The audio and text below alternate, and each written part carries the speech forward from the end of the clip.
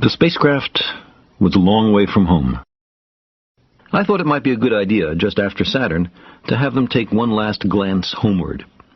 From Saturn, the Earth would appear too small for Voyager to make out any detail. Our planet would be just a point of light, a lonely pixel, hardly distinguishable from the many other points of light Voyager would see, nearby planets, far-off suns. But precisely because of the obscurity of our world thus revealed, such a picture might be worth having. It had been well understood by the scientists and philosophers of classical antiquity that the Earth was a mere point in a vast, encompassing cosmos. But no one had ever seen it as such. Here was our first chance, and perhaps also our last, for decades to come. So, here they are. A mosaic of squares laid down on top of the planets, and a background smattering of more distant stars. Because of the reflection of sunlight off the spacecraft, the Earth seems to be sitting in a beam of light, as if there was some special significance to this small world. But it's just an accident of geometry and optics. There is no sign of humans in this picture. Not our reworking of the Earth's surface, not our machines, not ourselves. From this vantage point, our obsession with nationalism is nowhere in evidence. We are too small. On the scale of worlds, humans are inconsequential.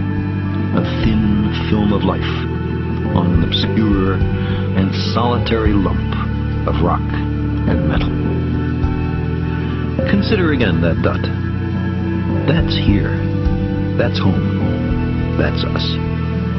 On it, everyone you love, everyone you know, everyone you ever heard of, every human being who ever was, lived out their lives. The aggregate of our joy and suffering. Thousands of confident religions, ideologies, and economic doctrines. Every hunter and forager, every hero and coward, every creator and destroyer of civilization. Every king and peasant, every young couple in love, every mother and father, hopeful child, inventor and explorer, every teacher of morals, every corrupt politician, every supreme leader, every superstar, every saint and sinner in the history of our species lived there, on a mote of dust, suspended in a sunbeam.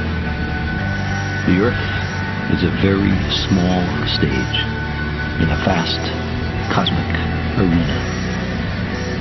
Think of the endless cruelties visited by the inhabitants of one corner of this pixel on the scarcely distinguishable inhabitants of some other corner. How frequent their misunderstandings, how eager they are to kill one another, how fervent their hatreds.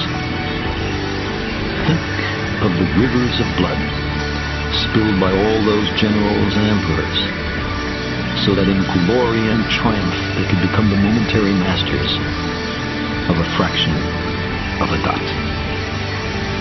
Our posturings, our imagined self-importance, the delusion that we have some privileged position in the universe, are challenged by this point of pale light.